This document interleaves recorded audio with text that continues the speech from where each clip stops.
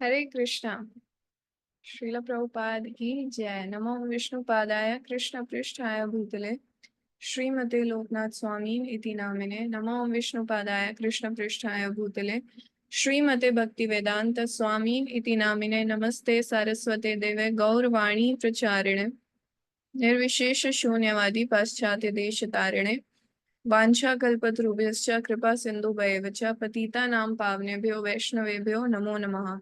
जय श्री कृष्ण चैतन्य प्रभु नित्यानंद श्री अद्वैत गदाधर श्रीवास आदि गौर भक्तवृंद। हरे कृष्ण कृष्ण कृष्ण हरे हरे, हरे राम राम राम हरे हरे। मूकं करोति वाचालं पंगुं लंघयते गिरिं यत्कृपातमहं वन्दे श्री गुरून् दीनतारिणं परमानंद माधवम श्री चैतन्य ईश्वर।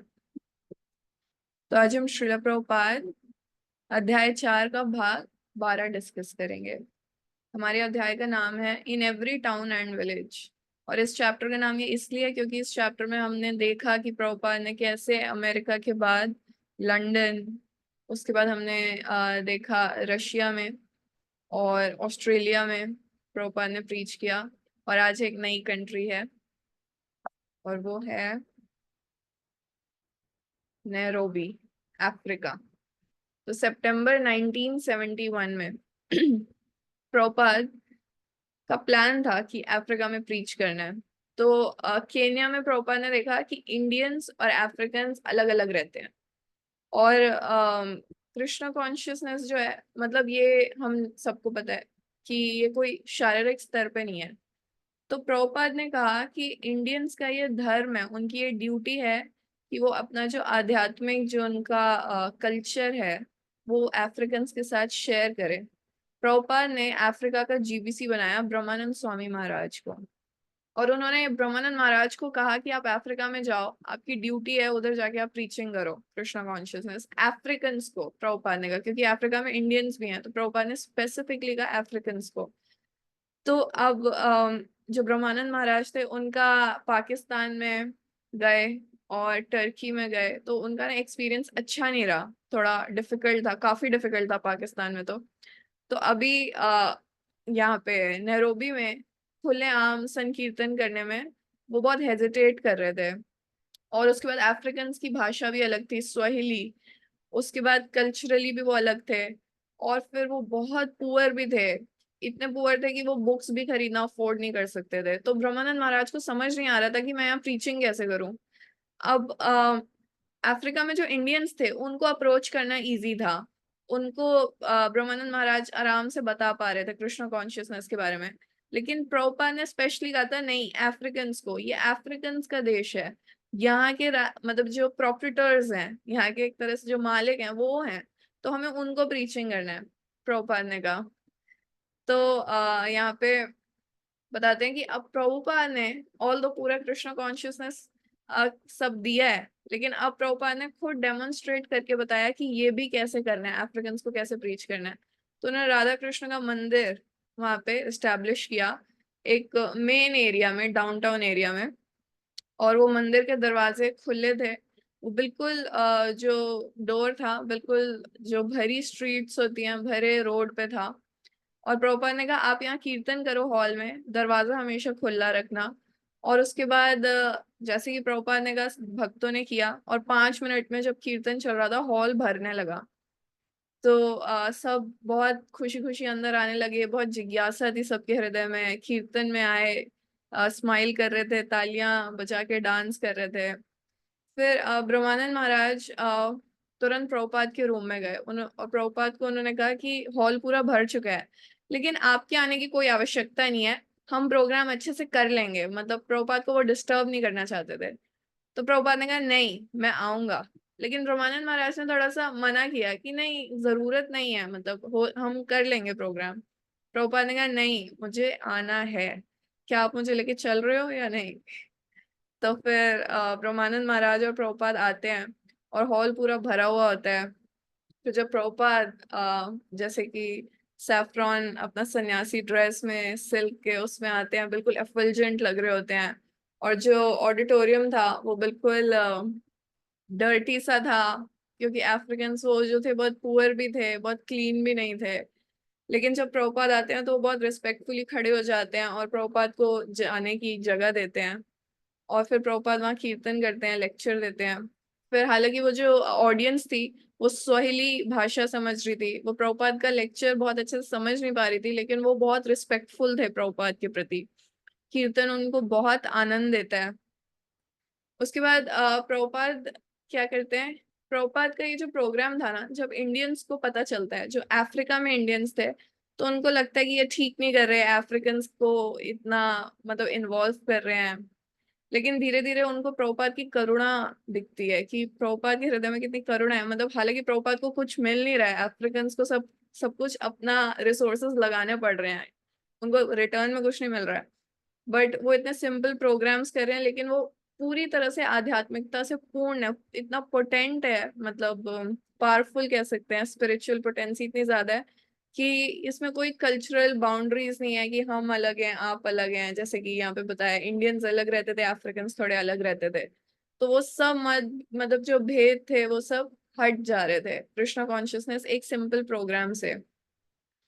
फिर प्रभुपाद ने ब्रह्मानंद महाराज को कहा था कि उनका अफ्रीका में मिशन यही है कि उनको अफ्रीकन को कृष्णा कॉन्शियसनेस देना है। और प्रभुपाद ने कहा आप बिल्कुल सिंपल रखो प्रोग्राम, सिर्फ प्रसादम दो, फ्री में बुक्स दो, और उनको हरे कृष्णा पे डांस कराओ, मतलब मृदंग करताल के साथ आप चैंटिंग करो, संकीर्तन निकालो। तो प्रभुपाद ने उन्हें स्पेशली कहा कि हमारा कृष्णा कॉन्शियसनेस ना कुछ ऐसा नहीं होना चाहिए कि नैरोबी में एक हिंदू कम्युनिटी बन गई, हिंदू सोसाइटी बन गई, ऐसा नहीं होना चाहिए। हाँ, हिंदूज आके डोनेशन दें वो अच्छा है, लेकिन हमारा टारगेट है प्रीच करना अफ्रीकन को। तो फिर प्रभुपाद के कुछ ब्लैक अमेरिकन डिसाइपल्स थे जो कि प्रभुपाद को हेल्प कर रहे थे नैरोबी में प्रीच करने में। तो फिर प्रभुपाद ने उनको कहा कि 400 साल पहले आपके जो दादा परदादा थे उनको स्लेव्स की दास बना दिया गया था, लेकिन आज आप मास्टर्स की तरह वापस आ रहे हैं, प्रभुपाद ऐसे कहते हैं। फिर प्रभुपाद पहला संकीर्तन निकालते हैं नैरोबी में, आउटडोर कीर्तन करते हैं। एक बहुत बड़ा पार्क होता है, बहुत हिस्टोरिकल पार्क होता है, वो सबसे लार्जेस्ट ट्री, कामाकुंजी पार्क। तो वहाँ पे कीर्तन होता है और वहाँ पे बहुत क्राउड आ जाता है। और फिर सब अपना थोड़ा अपना आपने अगर एक बहुत फेमस वीडियो भी है इस्कॉन का जिसमें अफ्रीकन डांस कर रहे हैं हरे कृष्णा कीर्तन में, तो उनका डांस बहुत अलग होता है, बहुत एनर्जेटिक होता है। तो वो सब उस तरह से नृत्य करते हैं। उसके बाद थोड़ा बहुत एक एक यंग मैन आता है और वो स्वाहिली भाषा में ब्रह्मानंद महाराज क्या लेक्चर दे रहे हैं उसको ट्रांसलेट करके बताते हैं। फिर वहाँ पे स्वीट जो बूंदी होती है उसको डिस्ट्रीब्यूट करते हैं एज अ प्रसाद। तो वो प्रोग्राम बहुत सक्सेसफुल रहता है। उसके बाद वो बहुत खुशी खुशी ब्रह्मानंद महाराज प्रभुपाद को आके रिपोर्ट देते हैं, बिल्कुल वैसे ही जैसे न्यूयॉर्क में फर्स्ट टाइम जो संकीर्तन हुआ था टॉम्किन स्क्वायर पार्क में, ah, sorry sorry Washington Square Park में, न्यूयॉर्क सिटी में जो एक बार प्रोग्राम फर्स्ट कीर्तन हुआ था, तो उस पे जितनी प्रसन्नता थी बिल्कुल उसी सेम एंथुजियाज्म के साथ ब्रह्मानंद महाराज आते हैं। तो यहाँ पे सतस्वरूप दास महाराज लिखते हैं कि प्रभुपाद ने अपने खुद के स्वयं उदाहरण से ब्रह्मानंद स्वामी महाराज को सिखाया कि कैसे उनको प्रीच करना है पूरे कॉन्टिनेंट में, मतलब सिर्फ नैरोबी में नहीं, पूरे अफ्रीका कॉन्टिनेंट में उनको कैसे प्रीच करना है। फिर प्रभुपाद यूनिवर्सिटी ऑफ नैरोबी में लेक्चर देते हैं। तो एक उनके भूत भावन उनके एक डिसाइपल थे और वो उस लेक्चर को ट्रांसलेट करते हैं। तो सबसे पहले वो स्वाहिली में बोलते हैं हराम बे, जिसका मतलब है कि आप सब आइए, वेलकम, स्वागत है आप सबका और हमारे साथ कार्य में शामिल होइए। फिर प्रभुपाद वहाँ लेक्चर देते हैं। प्रभुपाद कहते हैं कि पूरा संसार है ना, पूरा संसार उत्कंठित है, हैंकर कर रहा है, या फिर शोक में है, लैमेंट कर रहा है।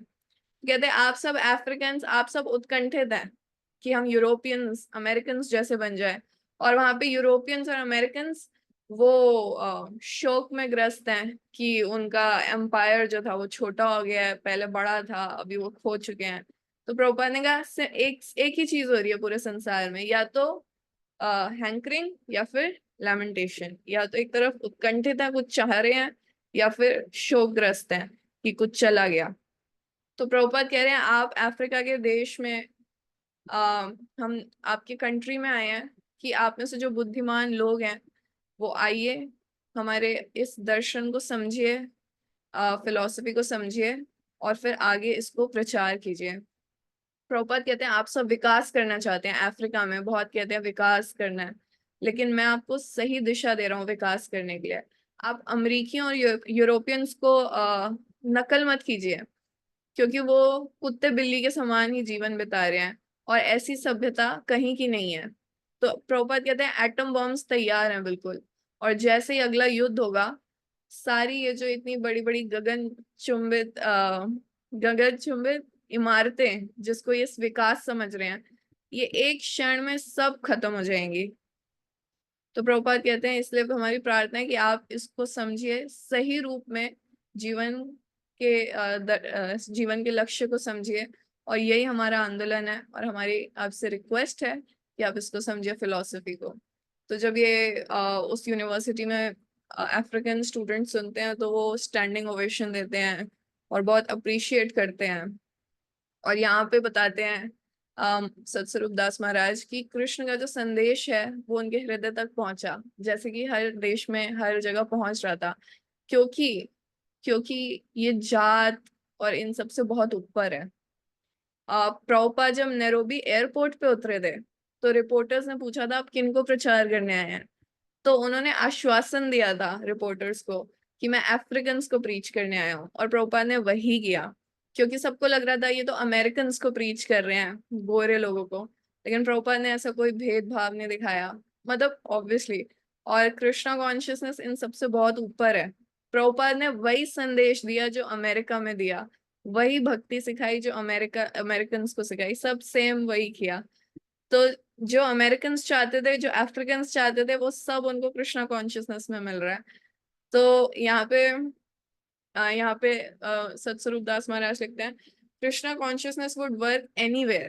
कृष्णा कॉन्शियसनेस, कृष्ण भावनामृत हर जगह कार्य करेगा, बस जरूरत किसकी है? ईमानदार और बुद्धिमान लोगों की, कि वो आगे बढ़े इस तरह से। फिर प्रभुपाद का नैरोबी में प्रीचिंग बहुत ही अच्छा रहा, और प्रभुपाद ने अगेन एक नए कॉन्टिनेंट में, एक नए देश में कृष्ण भावनामृत की स्थापना कर दी।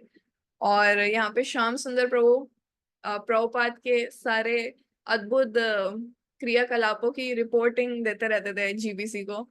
और यहाँ पे वो लिखते हैं कि बहुत बहुत तेज गति से प्रचार बढ़ रहा है, और प्रभुपाद ने एक और नया सेंटर स्टैब्लिश कर दिया है। लोग बहुत ही ज्यादा जिज्ञासा के साथ गंभीर प्रश्न लेके आते हैं, और फिर प्रभुपाद एक प्रोग्राम के बाद आते हैं, late night program, preaching program के बाद आते हैं, और फिर प्रभुपाद कहते हैं खाना कहाँ है? प्रभुपाद खाने के बारे में पूछते हैं।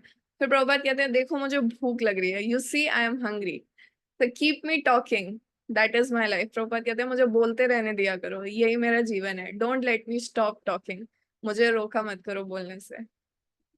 श्रीला प्रभुपाद की जय। तो आज हमारे इस अध्याय का भी हम प्रभुपाद की कृपा से समाप्त होता है। हरे कृष्णा। हरे कृष्णा।